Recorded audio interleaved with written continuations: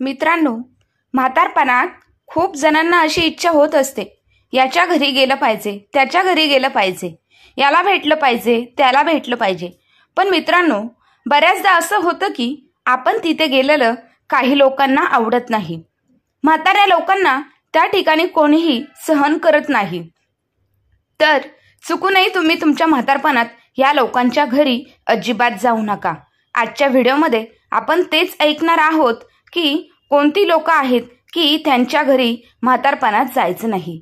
काही ठिकाणे अशी असतात जिथे आपण गेलेलं कोणालाही आवडत नाही आणि किती काही झाले तरी त्या ठिकाणी राहणे तुमच्या शांततेचा हक्क हिरावून घेत असतात.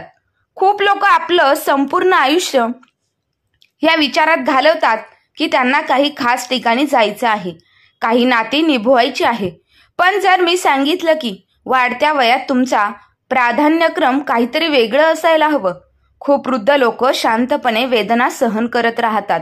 कारण ते अशा वातावरणात जाणं चालू ठेवतात जिथे त्यांना स्वतःला लहान, अवांछित किंवा वापरलेलं वाटतं. पण आता तुम्हाला असं करणं गरजेचं नाही. तुम्ही इतरांसाठी खूप काही केलं आहे. आता वेळ आहे तुमच्या शांततेचे रक्षण करण्याची आणि फक्त तिथे राहण्याची जिथे तुम्ही तुमच्या खऱ्या मनाने स्वीकारलं जातं.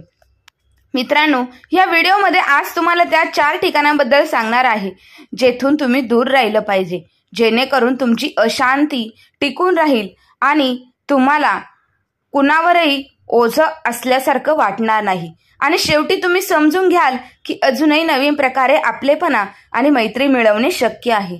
अशा ठिकाणी आणि लोकांपुढे न चुकता जे तुम्हाला चांगलं वाटू देत नाही. त्यामुळे शेवटपर्यंत व्हिडिओ नक्की बघा, कारण जे काही तुम्ही इथे ऐकणार आहेत ते तुमच्या या जीवन काळाकडे पाहण्याचा दृष्टिकोन पूर्णपणे बदलून टाकतील. जसं जसं वय वाढतं आपण समजून घेतो की खरी संपत्ती मालमत्ते किंवा बाह्य यशात नसते, तर आपल्या आंतरिक शांतीमध्ये असते. आपण आयुष्य जगलो आहोत, अडचणींना तोंड दिलं आहे, कुटुंब उभारलं आहे, मेहनतही केली आहे आणि चांगले वाईट दिवस सुद्धा पाहिले आहेत. आता या टप्प्यावर आपली सर्वात मोठी संपत्ती आपली शांतता आहे. पण आंतरिक शांती सहजासहजी मिळत नाही, ती दररोज जपावी लागते. जेव्हा आपण तरुण असतो तेव्हा आपलं मन नेहमी जबाबदाऱ्या, काम आणि चिंतेमध्ये अडकलेलं असतं. स्वतःबद्दल विचार करण्यासाठी वेळच उरत नाही. पण वृद्धावस्था खूप लोकांसाठी हा काळ गोंधळाचा असतो. जी शांतता कधी अशक्य वाटत होती ती आता सर्वत्र असते.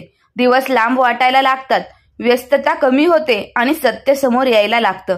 जर आपल्या आत शांतता नसेल तर कोणतीही गोष्ट आपल्याला अस्वस्थ करू शकते. आंतरिक शांती म्हणजे चिंता नसणे, नाहीतर ती एक अवस्था असते जिथे मन आणि हृदय एक लयात असतात, जिथे तुम्ही कोणत्याही ओझ्याशिवाय झोपू शकता, कोणत्याही पश्चातापाशिवाय जागे होऊ शकता आणि आपला दिवस अनावश्यक वेदना न घेता घालवू शकता. ही ती अवस्था आहे जिथे तुमचा आनंद इतरांवर अवलंबून नसतो, तर आपल्या जीवनाला स्वीकारण्यातून येतो. खूप लोक संपूर्ण आयुष्य ही शांतता चुकीच्या ठिकाणी शोधत राहतात. ते विचार करतात की जेव्हा मुले यशस्वी होतील तेव्हा आर्थिक स्थिती सुधारेल किंवा जेव्हा सगळ्या समस्या सुटतील तेव्हा त्यांना शांतता मिळेल.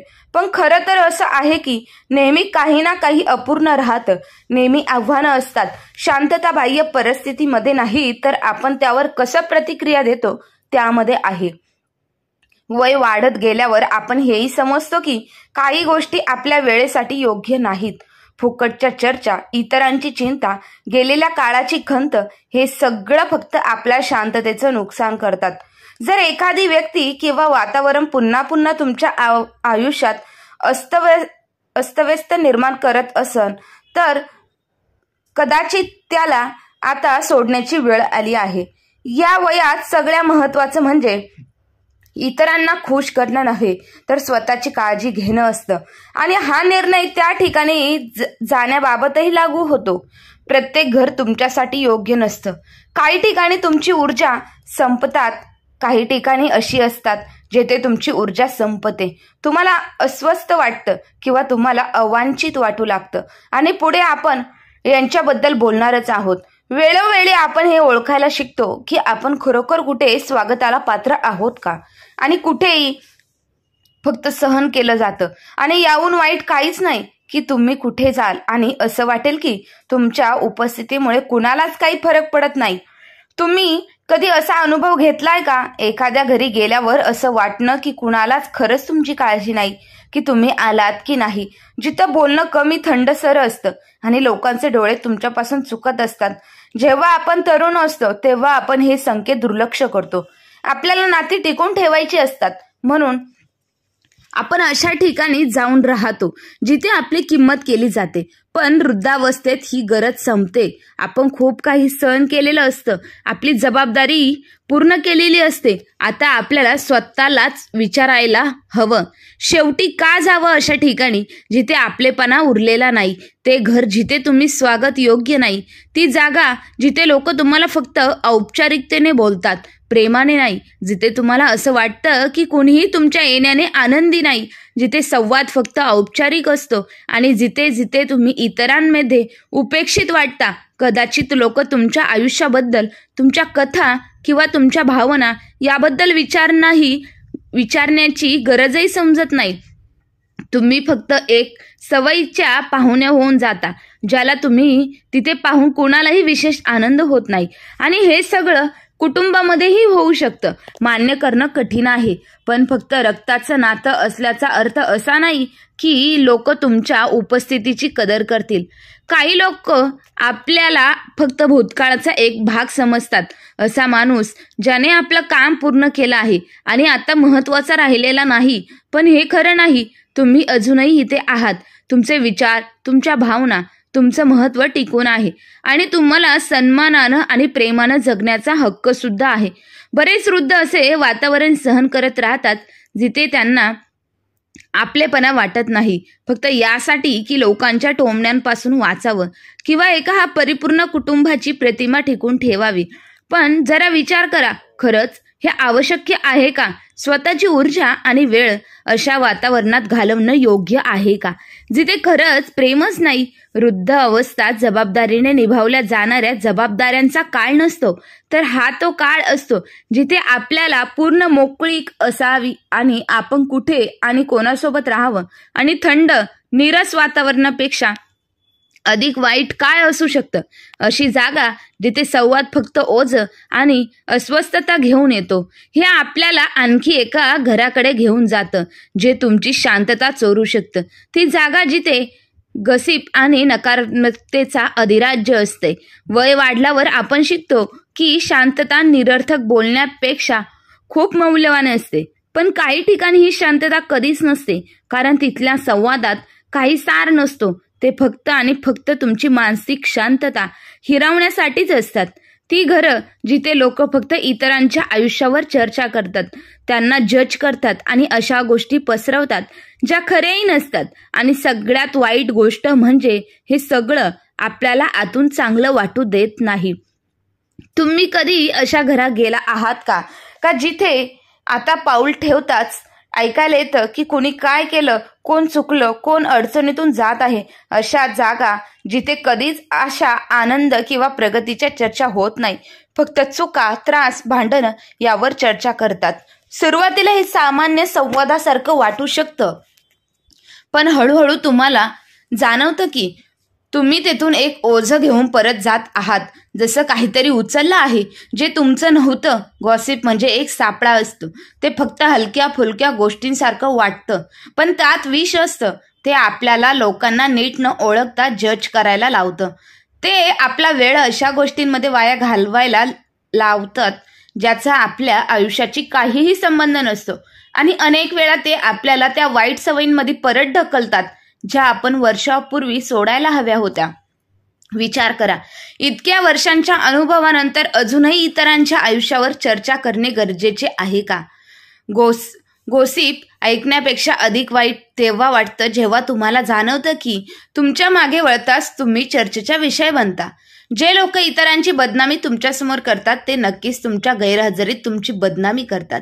आणि जे लोक नेहमी तक्रारी आणि नकारात्मक गोष्टी पसरवतात ते त्यांच्या स्वतःच्या आयुष्यातही काही चांगलं करू शकत नाही.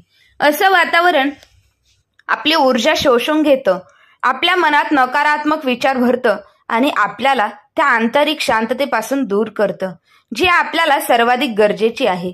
नकारात्मक अनेक स्वरूपात येऊ शकते. काही घरं अशी असतात जिथे प्रत्येक गोष्टीत उणीव शोधली जाते, जिथे लोक नेहमीच सर्वांचं वाईट पाहतात, जिथे प्रत्येक संवाद एक स्पर्धा असते की कुणाच्या आयुष्यात जास्त अडचणी आहेत. ही जागा आधार, सांत्वन किंवा मैत्री देण्याऐवजी फक्त असमाधान आणि निराशा पसरवते. तुमचा हक्क आहे की तुम्ही अशा वातावरणात राहा जे तुमच्या मनाला हलकं करतं, तुम्हाला शांतता देतं. अशा लोकांमध्ये राहा जे सन्मानाने बोलवतात, ज्या आठवणी वाटल्या, जे स्मित हास्य घेऊन आली ना की विनाकारण चिंता आणि गॉसिप. आणि जर एखादी चांगली जागा तुम्हाला हे सगळं देत नसेल तर सर्वात चांगला निर्णय म्हणजे त्यापासून दूर होणं. पण अजून एक प्रकारचं घर असतं जे याहून जास्त नुकसानकारक असू शकतं. जी जागा जिथे तुमचं महत्त्व फक्त तेव्हाच जाणवलं जातं जेव्हा कोणालाही तुमच्याकडून काहीही हवं असतं. आणि आता आपण यांच्याबद्दल बोलणार आहोत. वेळोवेळी आपण हे समजायला लागतो की केव्हा केव्हा आपल्याला खरंच महत्त्व दिलं जातं आणि केव्हा आपण फक्त इतरांच्या सोयीसाठी आहोत. काही ठिकाणी अशी असतात जिथे आपल्याला आपल्या प्रेमासाठी, अनुभवासाठी किंवा अस्तित्वासाठी नाही बोलवले जात, तर फक्त यासाठी की आपण जिथे काही कामासाठी उपयोगी पडू शकतो. आणि हा जाणीवेचा क्षण कदाचित सगळ्यात जास्त दुःखद असतो. हे जाणणं की लोक तुमची प्रेमाने नाही तर गरजेने आठवण काढतात. कदाचित तुम्ही अनुभवले असेल काही लोक जे कधी तुमची खबर सुद्धा घेत नाही, पण जेव्हा त्यांना काही मदत हवी असते तेव्हा अचानक समोर येतात. मुले, नातेवाईक किंवा अनोळखीचे जे कधीही तुमच्या तब्येतीबद्दल किंवा हालचालींबद्दल विचारत नाही, पण जेव्हा त्यांना आर्थिक मदत, सल्ला किंवा काही काम निघावं असेल तेव्हा ते तुमची आठवण काढतात. आणि आपणही प्रेम किंवा सवयीने त्यांना मदत करतो. आपल्याला वाटतं की आपण उपयोगी असावं, मदत करावी, पण मनाच्या एखाद्या कोपऱ्यात आपल्याला जाणवतं की हे नातं एकतर्फी आहे, मदतीचा विषय नाही. कारण एखाद्या गरजू व्यक्तीला मदत करणं, तो तुमची कदर करतो, नेहमी एक चांगली गोष्ट असते. पण खरी वेदना तेव्हा होते जेव्हा आपल्याला जाणवतं की या क्षणांव्यतिरिक्त आपलं काहीच महत्त्वाचं नाही. कोणालाही खरा आपलेपणा आणि कोणालाही आपल्या कहाण्या, भावना किंवा आयुष्यात रस आपल्याला फक्त एक साधन म्हणून पाहिलं जातं. गरज असली की बोलवलं जातं. आणि ही भावना वृद्धावस्थेत आणखी जास्त वेदनादायी होऊ शकते. कारण हा तो काळ असतो जिथे आपल्याला सर्वात जास्त सन्मान आणि संवेदनशीलतेची गरज असते.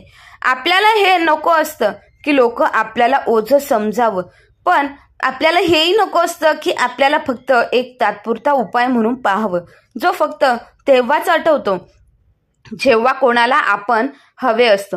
प्रत्येकाला खऱ्या नात्यांची गरज असते, अशी नाती ज्यात परस्पर सन्मान आणि काळजी असते, फक्त स्वार्थ नाही.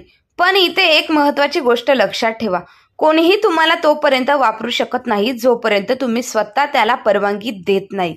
जर तुम्हाला वाटत असेल की लोक तुमची फक्त तेव्हाच आठवण काढतात जेव्हा त्यांना काही हवं असतं, तर तुम्हाला नकार देण्याचा पूर्ण अधिकार आहे. हे तुमचा हक्क आहे की तुम्ही ठरवलं की आपली ऊर्जा कुठे खर्च करायची आणि आपला वेळ कोणत्या लोकांसोबत घालवायचा. हा स्वार्थ नाही, हा आत्मसन्मान आहे. आणि याहून जास्त वेदनादायक काहीही असू शकत नाही. हे जाणवणं की काही ठिकाणी लोक तुमच्या उपस्थितीला गरज म्हणून नाही तर एक अडचण म्हणून पाहतात, जिथे तुम्हाला जाणवू दिलं जातं की तुम्ही तिथे नसावं, की तुम्ही इतरांच्या आयुष्यात अडथळा बनत आहात. फार थोड्या गोष्टी इतक्या वेदना देतात की हे जाणवणं की तुमच्या अस्तित्व कोणालाही आनंद देत नाही. तुम्ही एखाद्या जागी जाता पण तिथे कोणीही तुमच्या येण्याने उत्साही वाटत नाही. संवाद लहानसा आणि औपचारिक असतो. लोक तुमच्या डोळ्यात डोळे घालून बघणं टाळतात आणि आजूबाजूला एक विचित्र शांतता असते, एक अस्वस्थ वातावरण जे तुम्ही शब्दात सांगू शकत नाही पण नक्कीच अनुभवू शकता. तुम्ही कधी असा अनुभव घेतला का? अशा ठिकाणी असणं जिथे कुठल्याही कारणाशिवाय असं वाटतं की तुम्ही इतरांसाठी एक त्रास आहात. ही वृद्धावस्थेतील सगळ्यात कठीण परिस्थितीपैकी एक आहे. वर्षानुवर्ष आपण आपल्या कुटुंबासाठी, कामासाठी, मित्रांसाठी स्वतःला समर्पित केलं. आपण नाती जपली, लोकांना मदत केली, नेहमी त्यांच्या पाठीशी उभे राहिलो. पण काही ठिकाणी असं वाटतं की या सगळ्याचा काहीच अर्थ नव्हता आपली उपस्थिती जी कधी सर्वात गरजेची होती, आता जसं कोणालाही काही फरक पडत नाही. आणि याहूनही जास्त दुःख तेव्हा होतं, तेव्हा वाटतं जेव्हा आपल्याला असं जाणवू दिलं जातं की आपण इतरांच्या दिनचर्येमध्ये अडथळा बनलो आहोत. प्रत्येक संकेत स्पष्ट असतोच असं नाही. कधी कधी त्या छोट्या छोट्या गोष्टी असतात ज्या एकत्रित होऊन आपल्याला जाणवू देतात की आता आपल्याला इथं आधीसारखं आपलेपण मिळत नाही. संक्षिप्त भाषेत उत्तर दिलं जातं, आवाजात अधीरता असते, तुमच्या बोलण्यात कोणतीही उत्सुकता न दाखवणं, लवकरात संवाद संपण्याचा प्रयत्न करणं, जसं तुमच्या उपस्थितीमुळे कोणीतरी अस्वस्थ होते. कठोर शब्दांची गरज नसते, शांतता आणि अंतरच सगळं सांगून जातं. हे सगळं तुमच्या स्वतःच्या कुटुंबातही होऊ शकतं. असं होऊ शकतं की तुमची मुलं आणि नातवंड त्यांच्या जीवनात इतकी व्यस्त असतील की त्यांना हे जाणवणारही नाही की ते तुम्हाला कसं वागवत आहे. असं होऊ शकतं की तुमचे जुने मित्र आता तुमच्या मतात तेवढीच रस घेणं बंद असतील आणि हळूहळू तुम्हाला हे जाणवायला लागतं की तुम्ही तिथे आहात तर खरं, पण जणू तुमच्या उपस्थितीला काहीच अर्थ उरलेला नाही. हे जाणवणं की तुम्ही कोणासाठी ओझं बनलात हे जीवनातील सर्वात मोठ्या अन्यायांपैकी एक आहे. कारण कोणताही माणूस असंच वृद्ध होत नाही. प्रत्येकाचा स्वतःचा एक जीवन कथन असतं. कोणीही या वयाच्या टप्प्यावर कोणताही योगदान न देता पोहोचतात नाही. त्याग न करता स्वतःभोवती असलेल्या लोकांसाठी आपलं सर्वोत्तम न देता तुम्ही ओझं नाही तर तुमची कदर आहे. तुमचा वेळ, तुमचा अनुभव, तुमच्या गोष्टी यांना अर्थ आहे. आणि जर कोणी हे पाहू शकत नसेल तर चूक तुमच्यात नाही, त्यांच्यात नाही. जर तुम्हाला वाटत असेल की तुम्ही त्या ठिकाणी जबरदस्तीने जात आहात, तिथे तुम्हाला आपलेपणा वाटत नाही, तर कदाचित आता थांबण्याची गरज आहे. त्या ठिकाणापासून दूर राहणं जिथे तुमच्यासाठी जागा नाही, हे एकटेपणा नाही तर आत्मसन्मान आहे. कारण नेहमी नवीन मार्ग असतात, नवीन लोक असतात, मैत्री आणि आपले पण मिळवायचे नवीन मार्ग सुद्धा असतात. आणि हेच आपल्याला एका महत्वाच्या गोष्टीकडे घेऊन जातात. जीवन तुम्हाला कोणत्याही वयात आश्चर्यचकित करू शकतं. नवीन दोस्तीगिरी याचा अर्थ असा नाही की जीवनात नवीन नात्यांसाठी काही जागा उरलेली नाही. वर्षानुवर्ष आपण आपल्या कुटुंबात, जुन्या मित्रांमध्ये आणि सहकाऱ्यांमध्ये असतो, पण वेळेसोबतच बरीच नाती मागे राहतात. मुलं त्यांच्या जीवनात व्यस्त होतात, मित्र दूर निघून जातात आणि अचानक आपल्याला जाणवतं की आपल्याकडे खूप वेळ आहे पण साथ देणारे फार थोडे आहेत. हे कठीण नक्कीच असू शकतं, पण हीच एक नवीन संधी आहे. कारण सत्य हेच आहे की जीवन वयानुसार संपत नाही. अजून नवीन गोष्टी शिकण्यासाठी, नवीन लोकांना भेटण्यासाठी आणि नवीन अनुभवांचा भाग होण्यासाठी नवीन संधी आहे. फरक फक्त एवढाच आहे की आता आपल्याला प्रत्येकाला स्वीकारण्याची गरज नाही. आता आपण ठरवू शकतो की कोणत्या लोकांसोबत राहणं आपल्याला चांगलं वाटू शकतं. अनेक वेळा सगळ्यात उत्तम गोष्ट तीच असते जी नेहमीच जवळ होती, पण आपल्याला ती कधीच नीट समजलीच नव्हती. हा एखाद्या शेजारी असू शकतो, एखादा अनोळखी व्यक्ती जो रस्त्यात भेटतो, किंवा कोणी असा जो ऑनलाईन संभाषणात भेटतो. जर बदललेला आहे आणि आता घराबाहेर न पडता देखील नवीन लोकांशी जोडण्याचे अनेक मार्ग आहेत. फक्त गरज आहे की आपण त्यासाठी खुलं राहावं. सर्वात मोठी चूक जी कोणी करू शकतं ती म्हणजे हे मानणं की वाढत्या वयानुसार नवीन मित्र बनवणं अशक्य आहे. पण हे खरं नाही. माणसांमधील नात्यांना वयाचं बंधन नसतं. मैत्री ही वेळेवर अवलंबून नसते, तर ती सत्यता आणि सन्मानावर आधारित असते. एक चांगला मित्र तो नसतो जो तुम्हाला वर्षानुवर्ष ओळखतो, तर तो असतो जो आज तुमची काळजी घेतो. आणि ह्या नवीन जीवनाचा सर्वात मोठा फायदा म्हणजे की आता तुम्ही ठरवू शकता की तुमचा वेळ कोणत्या लोकांसोबत घालवायला हवा. इतक्या वर्षांच्या अनुभवानंतर तुम्हाला कळून चुकलेले आहे की कोणते लोक तुमच्यासाठी योग्य आहेत आणि कोणते नाही. आता तुम्हाला अशा नात्यांना टिकवण्याची गरज नाही जे फक्त नावापुरते आहेत. आता तुम्ही तुमचा वेळ फक्त त्याच गोष्टींमध्ये घालवू शकता ज्या तुम्हाला सुकून आणि आनंद देतात. मग ते शेजाऱ्यांशी हलकं फुलकं बोलणं असो, एखाद्या जुन्या ओळखीच्या माणसाला फोन करणं असो, किंवा नव्या पद्धतीने लोकांशी जोडणं असो. सर्वात महत्वाचं म्हणजे की तुम्ही स्वतःला जगापासून वेगळं करू नका. कारण जीवन असूनही सुरू आहे आणि त्यात अजूनही नवीन दोस्तीगिरीला सगळ्यात सुंदर गोष्टी तेव्हाच घडतात जेव्हा आपण त्यांची अपेक्षा करत नाही. म्हणून तुमचं भूतकाळात तुमचं वर्तमान ठरवून देऊ नका. शांतता, आपलेपणा आणि चांगली संगत अजूनही तुमच्या जीवनाचा भाग बनू शकतात. फक्त तुम्हाला स्वतःला त्यासाठी तयार ठेवावं लागेल. आता जेव्हा तुम्हाला समजलं आहे की कोणती जागा तुमची शांतता हिरावून घेऊ शकते, तेव्हा प्रश्न असा आहे, आता तुम्ही काय करणार आहात? तुम्ही अजूनही त्या वातावरणात जाण्याची सवय टिकून ठेवणार आहात का, जिथे तुम्हाला आपलेपणा वाटत नाही? की मग तुम्ही तो मार्ग निवडणार आहात जिथे तुम्हाला आनंद आणि शांतता मिळेल? लक्षात ठेवा, तुम्हाला तुमच्या शांततेचे रक्षण करण्याचा पूर्ण हक्क आहे. कधीही गिल्टी किंवा सामाजिक दबावाला तुमचे जीवनाचे निर्णय घेऊन देऊ नका. तुमची आंतरिक शांतता कुठल्याही खोट्या औपचारिकतापेक्षा अधिक महत्वाची आहे.